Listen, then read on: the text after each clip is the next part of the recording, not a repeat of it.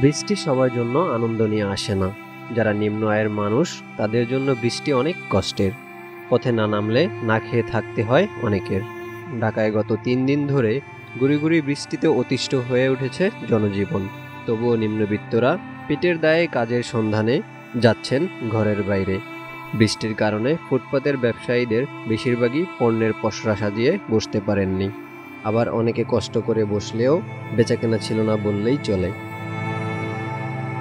একইভাবে বৃষ্টিতে ভিজে রিকশা চালকরা এক স্থান থেকে আরেক স্থানে যাত্রী আনা নেওয়া করেন। এমন চিত্র শহরের প্রায় সবখানেই দেখা যায়।